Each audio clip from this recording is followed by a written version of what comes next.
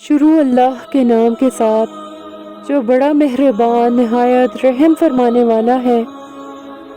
سلیمان بن بلال نے جعفر سے، انہوں نے اپنے والد سے اور انہوں نے حضرت جابر بن عبداللہ رضی اللہ عنہما سے روایت کی کہ رسول اللہ صلی اللہ علیہ وآلہ وسلم مدینہ کی بالائی جانب سے داخل ہوتے ہوئے بازار سے گزرے۔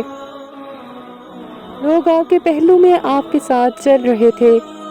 آپ حقیر سے کانوں والے مرے ہوئے میمنے کے پاس سے گزرے۔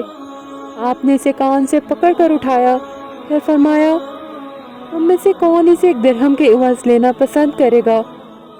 تو انہوں یعنی صحابہ نے کہا، ہمیں یہ کسی بھی چیز کے عوض لینا پسند نہیں، ہم اسے لے کر کیا کریں گے؟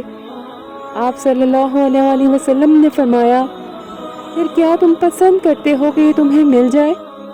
انہوں یعنی صحابہ نے عرض کی، اللہ کی قسم اگر یہ زندہ ہوتا تب بھی اس میں عیب تھا، کیونکہ ایک تو یہ حقیر سے کانوں والا ہے، یعنی بھلا نہیں لگتا، پھر جب وہ مرا ہوا ہے تو کس کام کا؟